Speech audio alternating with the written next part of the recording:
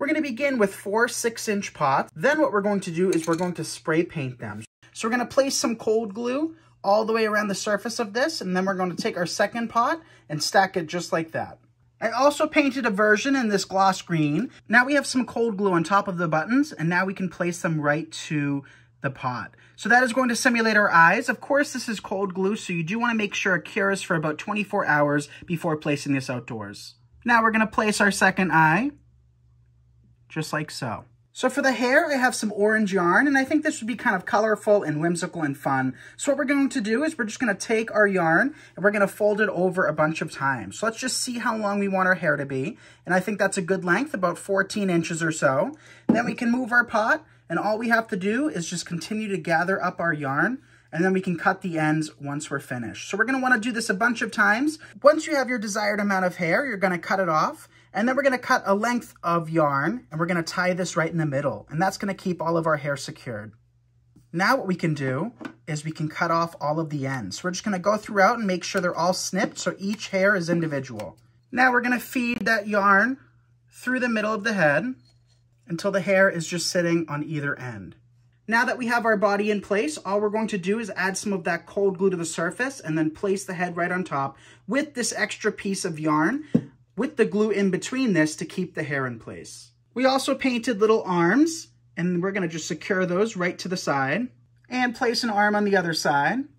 Now we're going to take this adorable dollar store hat and place it right on top to finish off our witch. And I think for $1, that was the perfect finishing touch, as now our witch is complete. And how cute did this turn out, you guys? What an inexpensive project. And here is how it turned out, you guys. I absolutely love it. So I'm going to place this in my home, but I wanted to quickly show you how it looks outside. I think this is absolutely awesome as yard decor. Very inexpensive, very easy to do, and the perfect decoration. So think for other seasons and holidays too. You can do a Santa, you can do a ghost, you can do so many different things. So thank you so much for watching. I'm Nick Kretikos of Nick's Seasonal Decor, and you're watching me on Hometalk. Bye for now. So we're going to start with this 24-inch work wreath, and you can actually pick these up in virtually any color. These twist ties are known as pencil twist ties, and I'm actually going to open them all up ahead of time. I'll show you guys a couple on camera. The reason I like to open them up is that it saves the hassle of having to fiddle with them, you know, as you start creating your wreath. So once you have all of those opened up, you can put that to the side. This mesh right here is 10 inches by 10 yards. So once you unravel your mesh, I use a self-healing mat with a rotary cutter. All you have to do is just take it, and this blade is probably 4 years old actually. So 16 to 18 inches long, just add some pressure. These two go hand in hand with one another, so you can't use this without this because, you know, you'll damage your table, damage your surface, and damage your blade over time. So we're gonna cut one piece for every twist. So now what we can do is we can take our mesh, lie it flat on our table, and this technique is known as the ruffle technique. So what that entails is you're just going to lie it flat and then just gather it towards you. So in the end, it's going to look somewhat like a bow tie. There's so many different techniques with mesh, and whether you're a beginner or you're advanced, I do love this technique. It's my personal favorite, and honestly, it's foolproof. So once you've had that made, you just take it, place in between the two twist ties, and just twist it. So, like I said, one piece for every twist tie, and then in the end, you'll have a beautiful full wreath. So the process remains the same. We're just gonna do the same technique and work them around the edges. So I already did most of the edges, and now we just have our 3 remaining pieces left.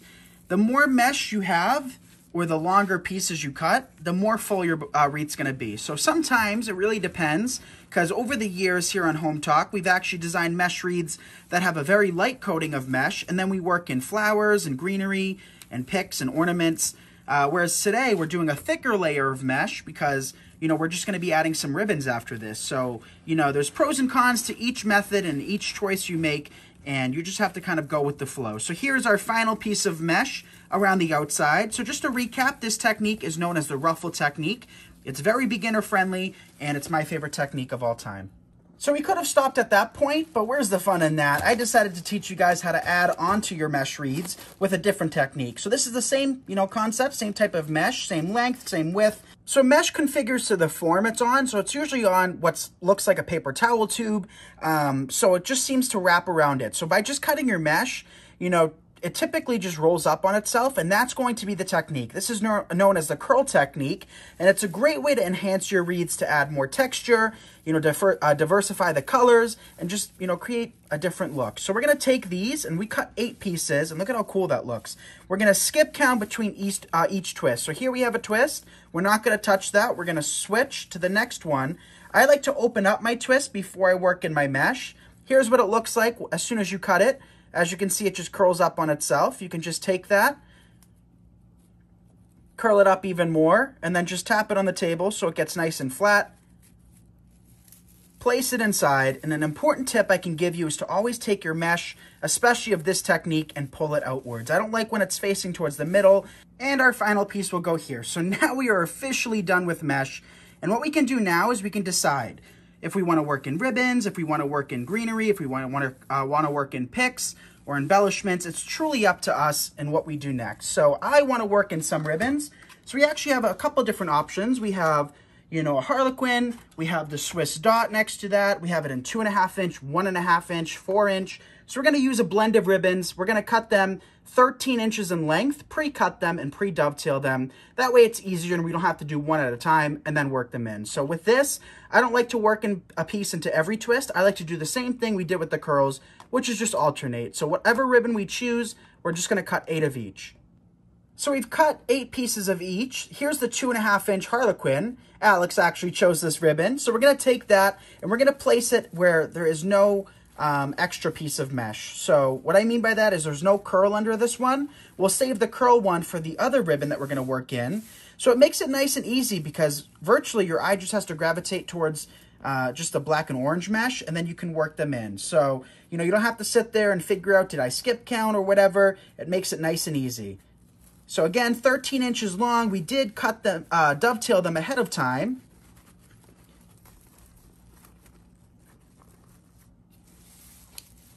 And we need one more piece of this ribbon. So I worked in that final piece of ribbon. Clearly I can't count, at least past 8. So after working that in, we cut this ribbon, and this is a Swiss dot ribbon. It's a 1.5 inch. So as I said before, the more textures you can have in a wreath, the better off you are. So now we're gonna take this and place it on top of every orange curl that we worked in. And it's just gonna add a nice contrast and, you know, color, because the orange is slightly different, and in texture. So anywhere where we added artificial mesh, which means we didn't have the twist tie, we'll come back to that later on, and we'll just deal with the ones that do have the twist tie. So here we have the witch bottom, and I think this is really fun and whimsical, and it's really, you know, detailed. So it does come with a wire, a very thickly gauged wire, that all we have to do is just stick inside the wreath and secure from behind. So I'm just securing this to the metal frame. So what we can do now is we can cut off the twist ties. If you want, you could always leave them on. But as I said before, you're gonna have to refluff, and I always like to do that once it's on my wall. So once we have this all fluffed out, we'll show you what the final reveal looks like. Okay, and here's how the finished wreath turned out, and I think this is perfect for Halloween. So I do want to point out that this does have green and black stockings, so if you wanted to work in some green and black ornaments, some green and black ribbon, you absolutely can, and these witches' bottoms do come in different colors as well. So thank you all so very much for watching. This is Nick Kretikos of Nick's Seasonal Decor, and you're watching me on Hometalk. Bye, everyone.